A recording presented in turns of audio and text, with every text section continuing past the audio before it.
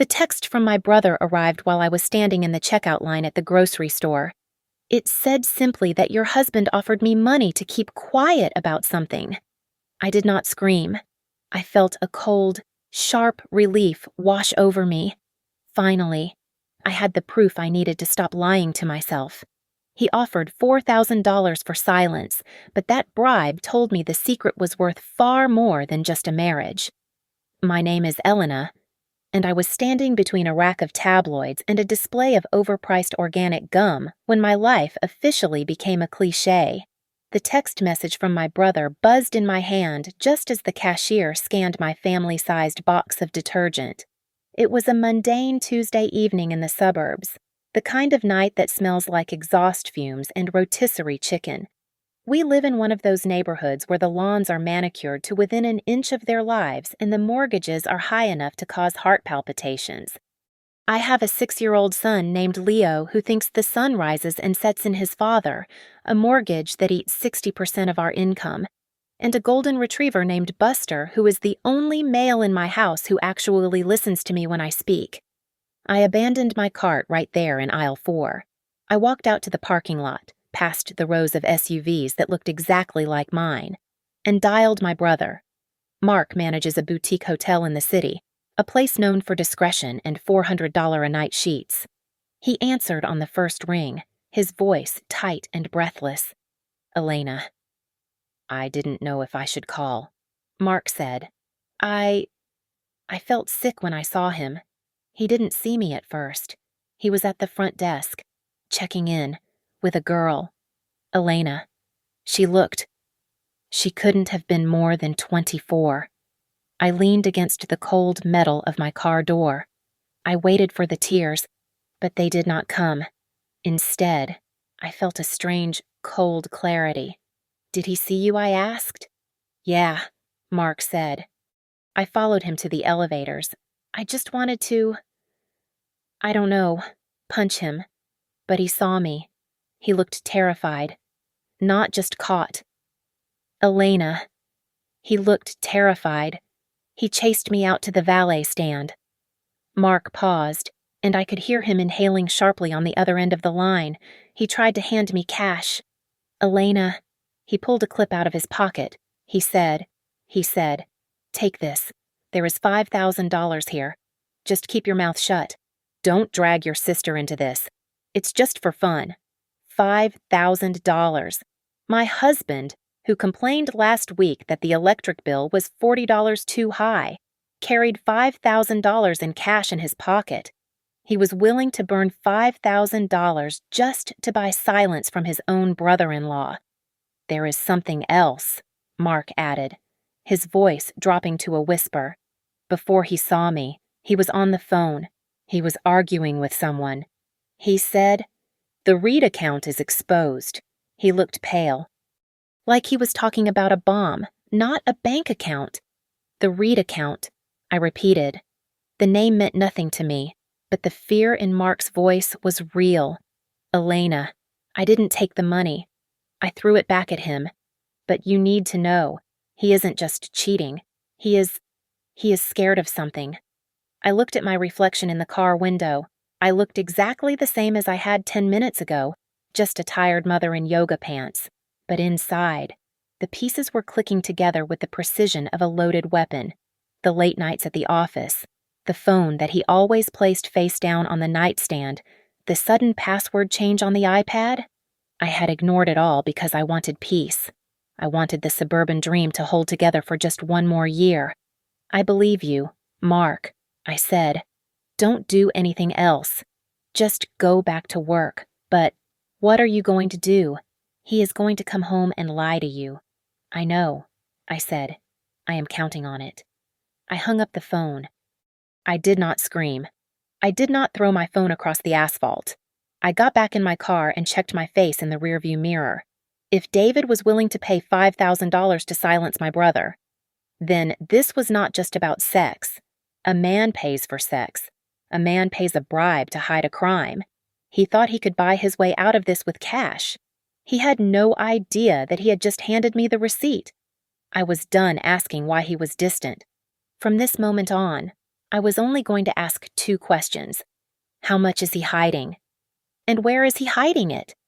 I walked through the front door and forced the corners of my mouth upward into a shape that resembled a smile. The television was blaring a cartoon about talking trucks, and Leo was sprawled on the living room rug, building a tower of magnetic tiles. He looked up, his eyes bright and trusting, completely unaware that the foundation of his world had just developed a fatal structural crack. "Mommy, look." I made a skyscraper. Leo chirped, pointing at his wobbly creation. "It is beautiful, baby," I said, my voice sounding tinny and foreign to my own ears. "You keep building. Mommy has to check some boring work emails." I walked into the kitchen and sat at the island. I opened my laptop. My hands were not shaking. They were steady, possessed by a cold, mechanical precision. I was not a wife anymore. I was a forensic auditor. I logged into our joint bank account, a digital space I usually only visited to pay the utility bills or check if the mortgage had cleared. Today, I was looking for the ghosts in the machine. I started with the transfers. It did not take long to find the pattern. On the 3rd day of every month, for the past 22 months, a transfer of $2,800 went to an account labeled simply T. Reed. It was as regular as a heartbeat. I clicked on the details. It was a recurring external transfer. That was rent. In this city, $2,800 got you a 1-bedroom apartment with quartz countertops and a view, probably in the trendy district downtown. I kept scrolling. I found a charge for car insurance that made no sense. We insured 2 cars, a practical SUV and David's sedan, but the policy premium had spiked 6 months ago. I downloaded the policy document. There it was, buried on page 4, a white BMW 3 Series. I had never seen this car. My husband, who claimed we could not afford a vacation to Disney World this year, was insuring a luxury vehicle for someone else. Then came the credit card. It was a secondary card attached to his primary account, one I did not have access to view directly through the main dashboard. I had to dig into the statements. The charges were a map of a life I was not living. The Onyx Room, Le Bernardin, the Ritz-Carlton. Week after week, I saw charges for room service on nights he told me he was working late at the office. I saw a charge for a jewelry store on February 13th for $1,200. I touched my neck.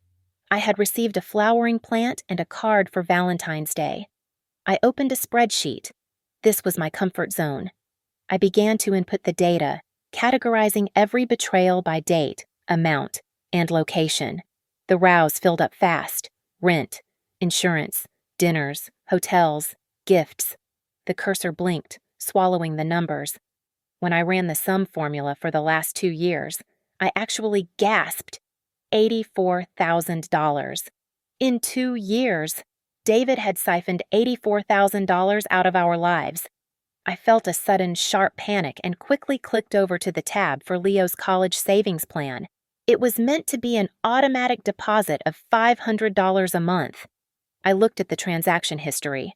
The deposits had stopped 18 months ago. The balance was stagnant. Heat rushed to my face, hot and suffocating.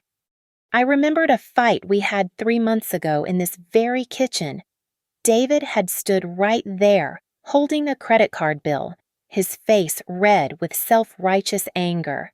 "Elena, you have to stop buying organic groceries," he had said, shaking the paper at me. "We are bleeding money. Do you think money grows on trees?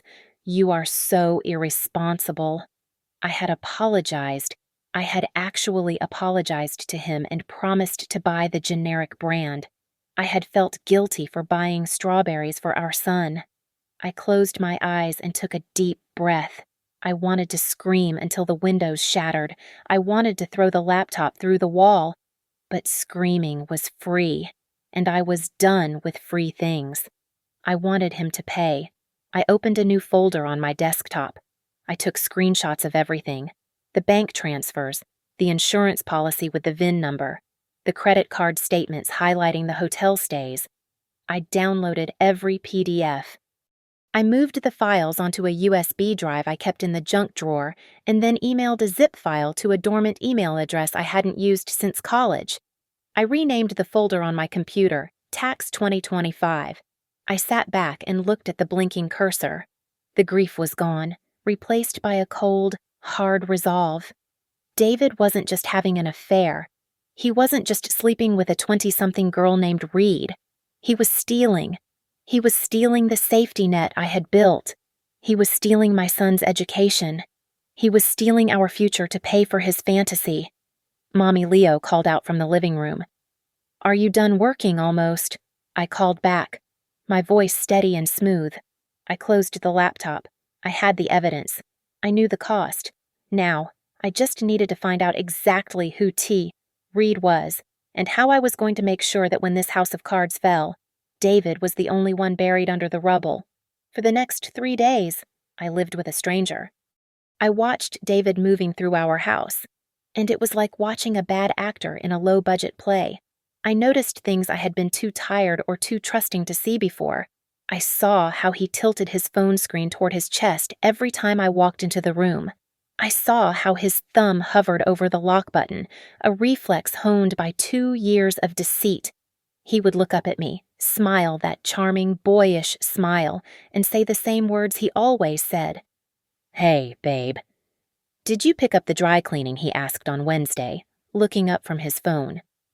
"I did," I said, my voice level. "They said the stain on your gray suit. It wouldn't come out." He didn't even blink. He didn't ask what the stain was. He just nodded and went back to typing. He was so confident in his performance that he didn't realize the audience had already left the theater. On Thursday night, he went for a run. He left his personal laptop, the slim silver MacBook he bought for consulting work, sitting on the dining room table. He hadn't shut it down, just closed the lid. I waited until I heard the front door click shut, and then I opened it. I typed in his password. Steelers 12. It was the same password he had used since we met. It was the password of a man who thought his wife was too stupid or too loyal to ever check. The screen flared to life. I didn't hesitate. I went straight to the Messages app. It was all there, synced from his phone, a conversation thread with Tessa that scrolled back for months. It was a digital archive of a second life. I read messages that made my stomach turn, not with jealousy, but with disgust. I can't stand being in that house anymore. He had written last week, "She is so boring, I promise. Baby, as soon as the bonus clears, I am out. You said that last month," Tessa had replied. "I know, but I am serious this time. I am going to invest in your career. You have so much potential. I want to set you up." I switched tabs.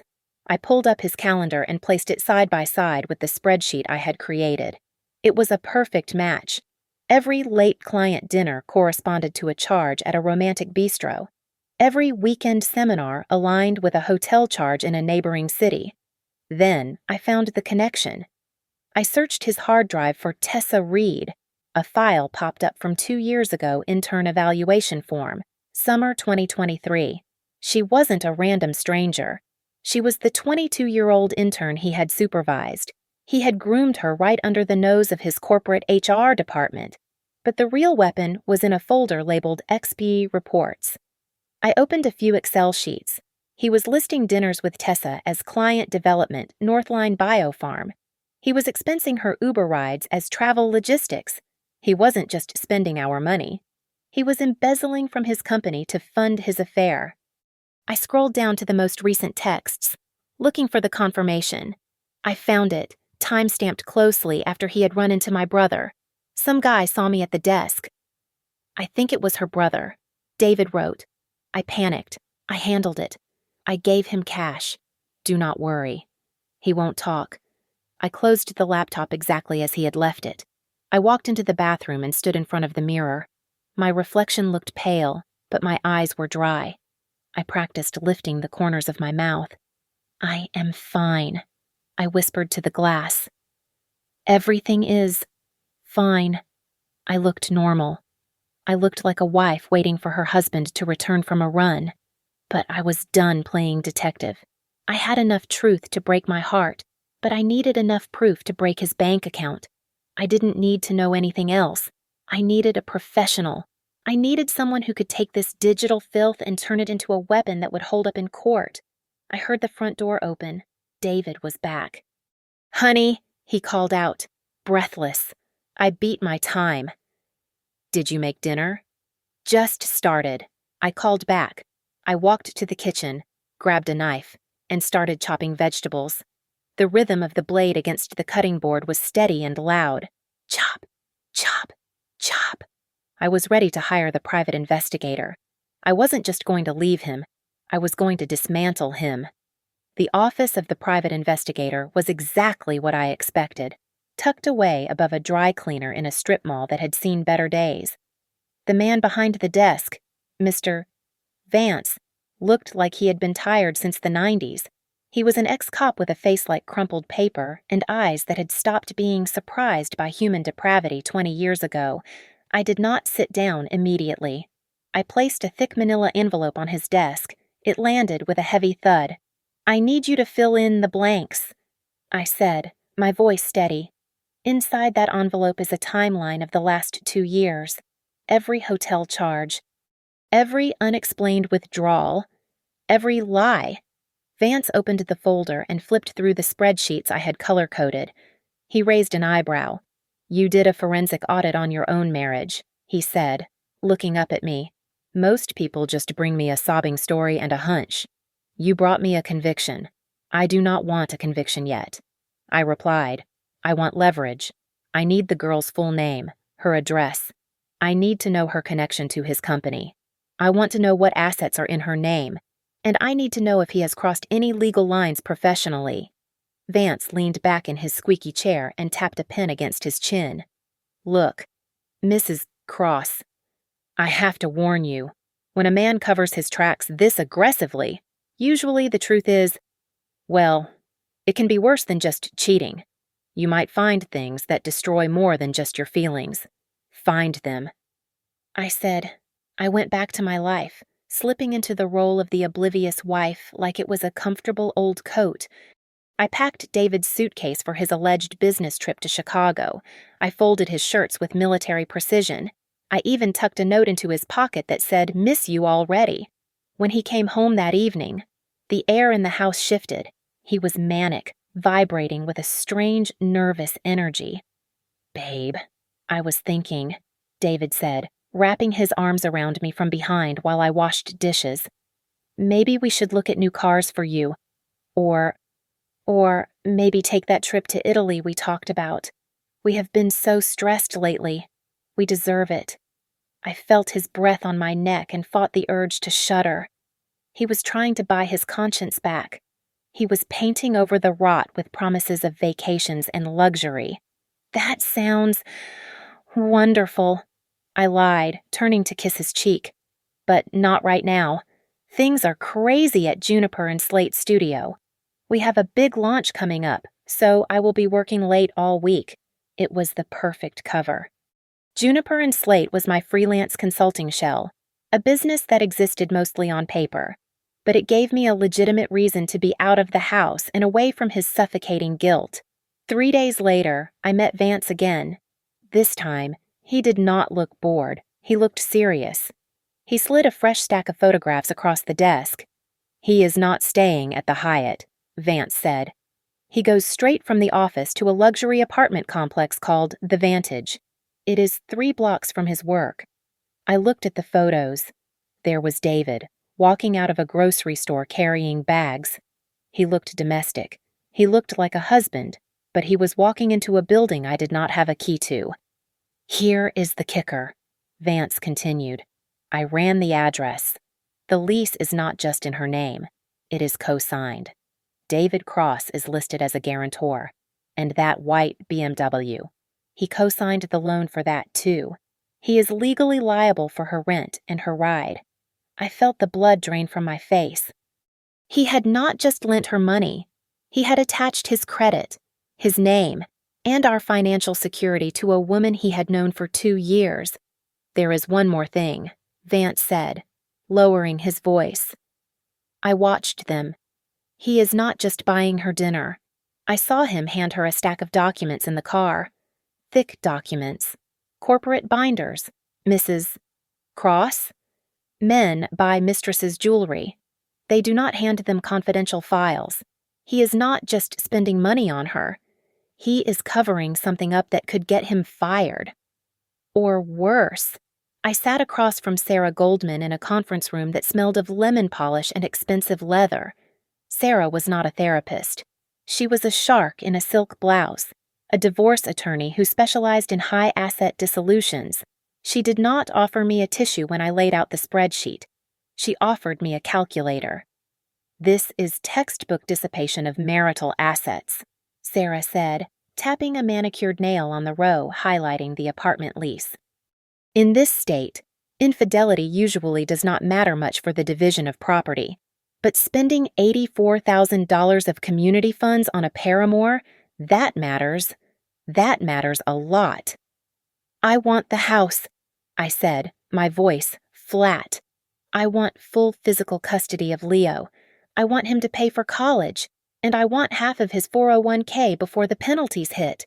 Sarah nodded, her eyes gleaming with the thrill of a hunt. "We can argue that his spending was wasteful," she said. "We can ask for a disproportionate share of the assets to reimburse the marital estate.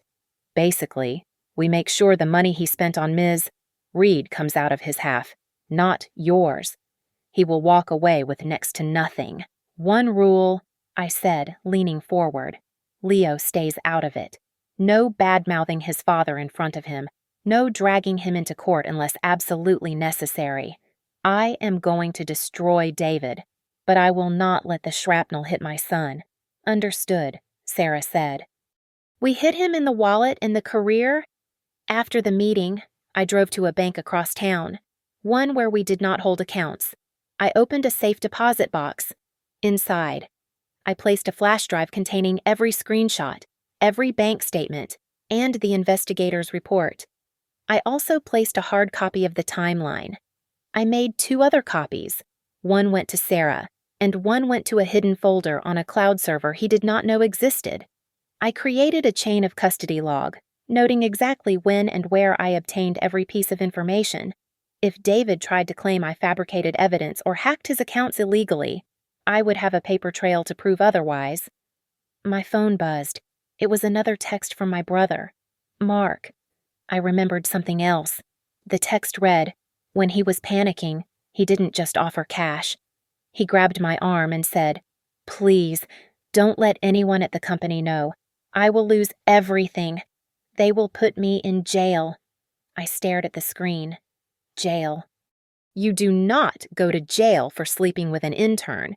You get fired, maybe sued, but not arrested. The something in the title of my nightmare was not just sex. It was tied to Northline Biopharm Logistics. I realized then that I could not just serve him papers at the kitchen table. If I did that, he would spin the story. He would gaslight me, hide the remaining assets, and maybe even run.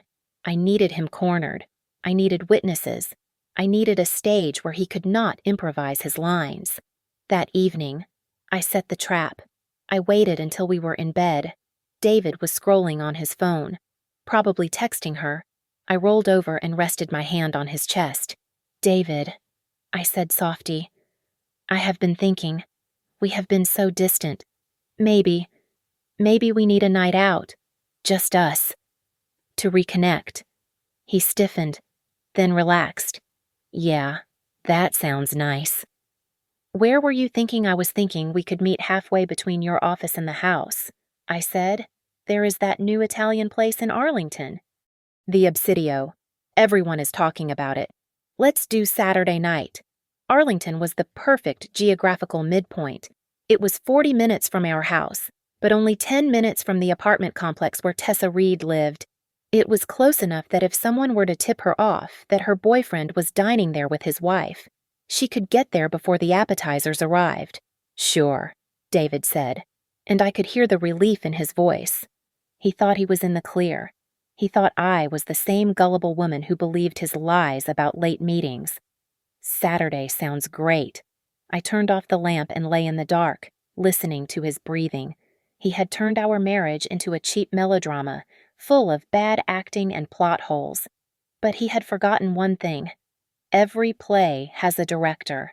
And come Saturday night, I was going to call action on the final scene. The courier arrived on Friday morning with the final comprehensive report from Vance. I sat in my car, parked 2 streets away from my house, and tore open the sealed package. Inside was the hard evidence validating everything Vance had told me in his office. There were the physical copies of the lease at the Vantage with David's signature clearly visible as a co-tenant. There were the loan documents for the white BMW. Seeing it in black and white hit harder than just hearing about it. He hadn't just helped her. He had built a second domestic life with her using our savings. I flipped past the photos of them buying household items, images of a happy couple debating coffee makers that made my stomach turn, and reached the section I had been waiting for. This was the new information. The folder was labeled Subject B, the meeting, but the last section of the report changed everything. It was labeled Subject B, the meeting. Vance had clipped a note to the photos. This happened 2 hours before he ran into your brother. The hotel lobby. The photo showed David sitting in a low armchair in the hotel lounge. Across from him was a man I did not recognize, a man in a sharp gray suit who looked to be in his 50s. On the table between them sat a thick manila envelope. In the next photo, the envelope was gone, and the man was shaking David's hand. Vance's report continued below the image. The man is a procurement officer for a major vendor used by Northline Biofarm. I suspect the envelope contained cash or bid information. This looks like a kickback scheme. I dropped the paper. My hands went cold. The puzzle pieces slammed together with a deafening click. David wasn't just terrified that my brother had seen him with a mistress. He was terrified that my brother had seen the transaction. The bribe he offered Mark wasn't just hush money for an affair. It was protection money for a felony. Oh my God, I whispered. He is not just a cheater. He is a criminal. He was laundering corporate money or taking bribes, and he was using our family finances to hide the trail. If this came out, we wouldn't just lose the house. The government could seize everything. He was risking Leo's future on a federal crime. I called Sarah immediately. I have the report. I said, my voice shaking, Sarah, it is not just the girl. He is taking kickbacks. There are photos of him handing off envelopes. Listen to me carefully, Sarah said, her voice cutting through my panic like a scalpel. Do not accuse him of a crime directly. That could be seen as extortion if you use it to get a better settlement. But if you have proof of financial irregularities involving his employer, you have a duty to protect your own liability. What do I do? We proceed with the divorce based on the dissipation of assets, she instructed. But you can submit an anonymous whistleblower report to his company's compliance department, or we can let the facts speak for themselves during the discovery phase. If he fights you on the money, we subpoena his work emails. He will fold before he lets that happen. I hung up. I looked at the dashboard clock. It was 2 o'clock. I had 28 hours until our dinner reservation. I put the car in gear. I wasn't afraid anymore. I was armed. The dinner tomorrow night wasn't going to be a date. It was going to be an execution. I would lure him in with the promise of reconciliation, and then I would introduce him to the consequences of his own arrogance. He thought he was playing a game of chess, but he didn't realize I had already flipped the board. I called the Obsidio and requested a table for 2 at 7:30. It was prime time on a Saturday night. The restaurant was the kind of place where the lighting was low enough to hide a flush of embarrassment, but bright enough to catch the sparkle of diamond jewelry. It was loud, filled with the clatter of silverware and the hum of gossip. The tables were positioned close enough together that your neighbors became an involuntary audience to your life. I wanted that closeness. I wanted witnesses. I needed the social pressure of a crowd to ensure that when the walls came down, everyone would see the dust settle. I chose a dress that whispered rather than shouted. It was a soft navy silk, elegant but modest, the kind of dress a woman wears when she is trying to remind her husband why he married her. I wore the pearl earrings David gave me for our 5th anniversary. I pulled my hair back into a loose chignon. I looked exactly like what I was supposed to be, which was a devoted wife making a desperate, dignified effort to salvage a drifting marriage. No one looking at me would suspect I was walking into a demolition site with the detonator in my clutch. At 4 in the afternoon, while David was in the shower, I logged into a burner Instagram account I had created an hour before. I found Tessa Reed's profile. It was public. I sent her a single direct message. There were no threats, no name-calling, and no hysteria. I just attached a photo I had taken 2 weeks ago of David and Leo building a Lego set in our living room, time-stamped and geotagged. Underneath, I typed 5 words, "He is not leaving her." I hit send. The notification that she had seen the message appeared almost instantly. She did not reply. She did not block me. She just watched. That was all I needed. I had planted the doubt. And tonight, I would force it to bloom. I texted Mark while hiding in the laundry room, folding a load of towels to keep my hands busy. If he reaches out again, if he tries to offer you more money, do not block him. I typed. Save the texts. If he calls, screen record it. I need the desperation on tape. Mark sent back a simple thumbs-up emoji. He understood the assignment. He was the safety net if I fell. But I did not plan on falling. The hardest part was putting Leo to bed. I sat on the edge of his mattress and read him his favorite story about a bear who lost his hat. He looked so peaceful, his breathing steady and shallow, completely unaware that his mother was about to blow up his father's life. "Mommy, will you make pancakes tomorrow?" Leo asked, his eyes heavy with sleep. I smoothed his hair back. I was doing this for him. I was burning down the forest to save the tree. "Blueberry pancakes," I whispered. "I promise." "Sleep tight, baby." When I went downstairs, David was waiting by the door. He was wearing his navy suit, the one he thought made him look powerful. He studied me for a second too long. My hands were steady. My breathing was even. That was the problem. Usually, before a date night, I was anxious or eager. Tonight, I was a statue. "You seem quiet," he said, frowning slightly. "Are you okay? You are not still weird about the brother thing, are you? I told you." Mark misunderstood. He was testing the ice. He wanted to see if the lie was still holding his weight. I smiled, a soft, practiced curvature of the lips that did not reach my eyes. "No, David, I am just happy we are doing this," I said, my voice sweet and hollow. "I think tonight is going to change everything for us." It was the most honest thing I had said to him in years. He relaxed, his ego satisfied that his wife was back in line. He checked his watch and opened the front door. "I will get my bag," I said. I went to the hallway console. My purse was sitting there, open. I did not reach for lipstick or breath mints. I reached into the drawer and pulled out a slim, manila envelope.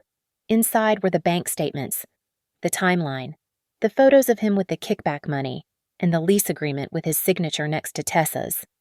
It was not thick, but it was dense. It weighed as much as a marriage. I slid it into my bag and snapped the clasp shut. I was ready. The appetizer arrived at 7:10. It was a plate of calamari that neither of us touched. David was holding my hand across the white tablecloth, his palm sweating against mine. He was in the middle of a monologue about adding a sunroom to the back of the house, painting a picture of a future that he had already mortgaged to pay for a secret life in the city. I nodded at the right intervals. I sipped my wine, but my eyes kept flicking to the heavy oak door at the front of the restaurant. "And I was thinking," David said, squeezing my fingers. "Maybe we should finally look at those private schools for Leo. I know it is expensive, but I think I can make the numbers work." I almost laughed. He could make the numbers work because he thought he was about to secure a massive illegal payout. $725.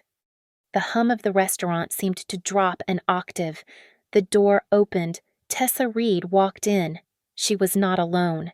She had brought a friend, a tall brunette with a protective stance, acting as a human shield.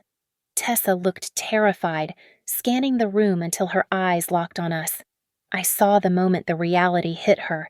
She saw David holding my hand. She saw the wedding ring he had told her he threw away years ago. She did not hesitate. She marched straight to our table, her heels clicking a sharp, staccato rhythm on the hardwood floor. The chatter at the nearby tables died instantly. "You said you were single," Tessa said. Her voice was not a scream, but it carried perfectly through the hushed room. David froze. The color drained from his face so fast he looked like a corpse propped up in a suit. He dropped my hand as if it were a burning coal. "Tessa," David stammered, standing up so quickly his chair scraped loudly against the floor. "Tessa, look, let's go outside." Just for a second. He reached for her arm, trying to shepherd her away from the audience. Tessa yanked her arm back. "Do not touch me," she hissed. "You said your divorce was final 2 years ago. You said she was crazy and wouldn't leave the house." "She is making a scene," David said, turning to me, his eyes wide and pleading, "trying to gaslight me in real time. Elena. I don't know who this is. She must be confused." I did not stand up. I did not yell. I simply pulled out the empty chair next to me and gestured to it. "Sit down." "Tessa," I said. David looked at me, stunned. Tessa looked at her friend, then back at me. She sat. I pulled my phone out of my clutch and unlocked it. I opened the spreadsheet. The blue light of the screen illuminated the center of the table. "He tells you he is a wealthy executive," I said to Tessa, my voice calm and conversational. "But the $84,000 he spent on your apartment, your lease, and your trips, that came from our joint savings. It came from our son's college fund." Tessa stared at the phone. She saw the dates. She saw the amounts. Her face crumpled. I didn't know," she whispered, her voice trembling. "He told me. He said it was his bonus. He said he lied. I said..." But that is the boring part. I swiped to the next image. It was the photo Vance had taken in the hotel lobby. The gray suit. The envelope. The handshake. I looked up at David. He was gripping the back of his chair, his knuckles white. He looked like a man watching a guillotine blade descend. "The money for the affair is one thing?" "David," I said, locking eyes with him. "But let's talk about the hotel. Who did you bribe?" The air left the table. David stopped breathing. I don't know what you are talking about." He choked out. "My brother saw you." I continued, merciless. "You offered him $5,000 to shut up. You told him not to let the company know. And here you are in this photo, handing an envelope to a vendor 2 hours before that. That is a kickback scheme, David." "That is federal prison," Tessa gasped. She recoiled from him as if he were radioactive. She looked at the photo, then at David, and the realization washed over her. She wasn't just the other woman. She was a liability. She was the beneficiary of stolen funds. You told me that money was clean," Tessa said, her voice rising to a panic. "You used my name on the lease. If the police come, if they think I helped you..." "Tessa." "Shut up," David snapped, the mask finally falling off completely. Just shut up." Tessa started to cry. Terrified, ugly sobs. She grabbed her friend's hand and scrambled up from the table. "I am not going to jail for you," she sobbed. "I am not." She turned and ran toward the exit, her friend trailing behind her. The entire restaurant was watching us now. The silence was heavy, thick with judgment. David stood there, alone, stripped of his lies, stripped of his mistress, and stripped of his dignity. I reached into my bag and pulled out the manila envelope. I placed it gently on the table, right next to the untouched calamari. "The divorce papers are in there," I said. "So is a copy of the forensic audit. I have already sent the originals to your compliance officer." I stood up and smoothed my dress. David looked at the envelope, then at me. His eyes were wet, red-rimmed, and filled with a desperate, clawing fear. "Elena, please," he whispered. "I can fix this. We can fix this." I asked. "There is no we. There is just you. And the mess you made." I picked up my purse. "We are done," I said. I turned my back on him and walked out of the restaurant. I did not look back. I did not need to. I could feel the wreckage burning behind me, and for the first time in 2 years, I could finally breathe. I had barely taken 2 steps away from the table when David decided to burn the theater down with us inside. He did not chase after me to beg. Instead, he slammed his hand on the table, the sound cracking through the room like a gunshot. He turned to the surrounding tables, his face flushed with a manic, desperate energy. "She is lying," David shouted, pointing a shaking finger at my back. She is mentally unstable. She hired someone to stalk me illegally. She is trying to ruin my career because she is jealous." The room went dead silent. A waiter froze with a tray of martinis. I stopped. I turned around slowly. I did not look like a crazy woman. I looked like a woman who was bored with a tantrum. I walked back to the table, not to argue, but to finish the job. I picked up my phone again. I did not scream back. I simply held the screen up, swiping through the evidence with a terrifying calm. "Is the bank lying?" "David," I asked, my voice projecting clearly to the rapt audience. "Is the timeline of your login credentials lying? Is the email you sent from your work account to your personal account, attaching the fake invoices, lying?" Tessa was still standing near the exit, but her friend, the brunette who had acted as her shield, had not left. She had walked back toward the table. Her eyes narrowed. She looked at the screen I was holding. She looked at the column labeled Expense Code 704. "Wait," the friend said, her voice cutting through the tension. "That is a vendor procurement code. I used to work in compliance at Deloitte. You cannot use that code for travel." She looked at David, her expression shifting from defense to disgust. "You are expensing personal travel as vendor acquisition," she said. "That is fraud. That is immediate termination." Tessa, who had been sobbing into a napkin, looked up. The word fraud seemed to snap her out of her heartbreak and into survival mode. He told me it was a perk," Tessa stammered, her mascara running down her cheeks. "He gave me a credit card. It has the company logo on it. He told me to use it for lunch when he could not meet me. He said it was normal." The air in the restaurant seemed to drop 10 degrees. David looked at Tessa as if he wanted to strangle her. He had kept the circle small, but he had handed the murder weapon to the victim. "Tessa." "Shut up," David hissed through clenched teeth. "You do not know what you are saying." "She knows exactly what she is saying." I said, "And so does Northline Biofarm. Using a corporate card for unauthorized personal expenses is embezzlement." "David, and since you crossed state lines for some of those trips, it might be wire fraud too." David looked around the room. He saw the phones raised at other tables. He saw the judgment in the eyes of strangers. He realized his narrative had collapsed. He switched tactics instantly, his face melting into a mask of pathetic sorrow. He reached for my hand again, ignoring the audience he had just tried to manipulate. "Elena, please," he said, his voice cracking. "I am under so much pressure. I made a mistake. I can pay it back. We can fix this. I love you. Do not do this to our family." I pulled my hand away as if his skin were made of acid. "You are not sorry," I said, looking him dead in the eye. You are sorry you got caught. You are sorry the math did not work out. Just then, my phone buzzed in my hand. It was a text from Mark. I looked at the screen and let out a short, dry laugh. You are incredible. David, I said.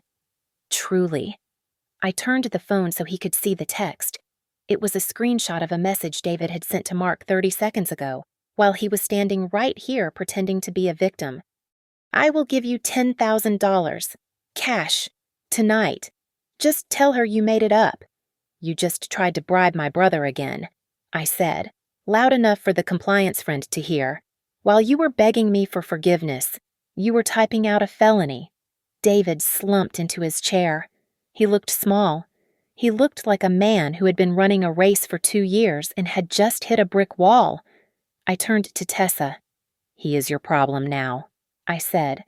But I would suggest you get a lawyer before he tries to blame the credit card charges on you. I walked out of the restaurant. The night air was cool and smelled of rain. I did not cry. My heart was beating a steady, powerful rhythm. I walked to my car, sat in the driver's seat, and locked the doors. I opened my email app. The draft was already saved. It was addressed to the Chief Compliance Officer and the Head of Human Resources at Northline Biofarm Logistics. Attached was the PDF containing the forensic accounting, the photos of the bribe, the timeline of the fraud, and the chain of custody for the evidence. I did not add any emotional commentary. I did not complain about his infidelity. I simply wrote attached is evidence regarding financial irregularities and potential vendor kickbacks concerning employee David Cross. I pressed send. It was done. I had not just divorced him. I had initiated a protocol that would strip him of the one thing he loved more than himself, his status. I put the car in drive and headed home to my son. The show was over. The cleanup crew was on its way. The divorce proceedings were less of a battle and more of a forensic autopsy. My lawyer, Sarah, laid out the case with the precision of a surgeon. She did not scream about adultery or heartbreak. She simply placed the binder on the table. It contained the spreadsheet of $84,000 in dissipated assets, the timeline of the phantom business trips, and the chain of custody for every single screenshot. David tried to fight back. Of course. He attempted to paint me as a paranoid, vindictive ex-wife who had illegally accessed his private data. She hacked my accounts, David shouted, his face turning a blotchy red. She invaded my privacy to manufacture a case. Sarah did not even look up from her notes. She simply slid a piece of paper toward the judge. Your Honor, Mrs. Cross accessed a joint bank account where she is a named signatory, Sarah stated calmly, and the surveillance was conducted by a licensed private investigator in public spaces. But if Mr. Cross wants to talk about hidden activities, perhaps he can explain this text message sent to his brother-in-law. She presented the screenshot of the bribe. The text where David offered cash and begged Mark to keep the company out of it. It was the nail in the coffin. It proved that the secrecy was not just about protecting my feelings. It was about protecting his fraud. The judge looked at David, then at the evidence of the kickbacks and the unauthorized credit card use. The ruling was swift. Because David had spent marital funds on his affair, the judge awarded me the house and a significant portion of his retirement accounts to recoup the loss. I got primary custody of Leo, with a visitation schedule that ensured my son would never be used as a pawn. The fallout at Northline Biofarm was quieter but just as devastating. I never heard the official results of the investigation, but the grapevine is efficient. David was not fired, likely because the company wanted to avoid a public scandal. Instead, he was stripped of his title, his corporate card, and his vendor access. He was moved to a desk in the basement of the logistics department, doing data entry under the supervision of a manager 10 years his junior. His career, the shiny armor he wore to hide his insecurities, was rusted through. Tessa Reed evaporated. There was no dramatic confrontation. Once she realized that David was not a ticket to a luxury life, but an anchor dragging her into a legal swamp, she cut the line. She blocked his number, deleted her social media, and broke the lease at the Vantage. She chose survival over him, just as he would have done to her. For weeks, David tried to launch an apology tour. He called me late at night. He sent long, rambling emails blaming stress and the pressure of the industry. He showed up at the front door, looking disheveled and begging for 5 minutes. "Elena, please," he pleaded through the screen door one rainy Tuesday. I have lost everything. I need my family. I did not open the door. You did not lose us. David," I said through the mesh, "you sold us, and the price was too low." I blocked his number. I installed a parenting app on my phone and told him that all communication regarding Leo would go through that monitored channel. If it was not about our son, he did not exist to me. A month after the dust settled, I drove to the airport to pick up Mark. I handed him an envelope. Inside were tickets for a week-long stay at an all-inclusive resort in Cabo. "This is not a bribe," I told him, smiling. "This is a thank you. You gave me the truth when it would have been easier to take the cash." Mark laughed and hugged me. Best text I ever sent. The title of my story was right. The something David wanted to keep quiet was not just an affair. It was a web of financial deceit that held his fragile ego together. By trying to buy silence, he had amplified the noise until it brought the whole house down. I sat on a park bench watching Leo eat a chocolate ice cream cone. He was laughing, sticky and happy, completely unburdened by the sins of his father. I took a deep breath of the crisp autumn air. I did not feel angry anymore. Anger requires investment. Anger requires caring. I had divested completely. I had my home. I had my son. And I had my dignity. David had his secrets. But that was all he had left. Thank you so much for listening to this story. I am so curious to know where you are tuning in from. So please leave a comment below, sharing your location and your thoughts on Elena's revenge. If you enjoyed this story, please subscribe to the Mia Revenge Stories channel, like this video, and hit that hype button to help this story get heard by even more people.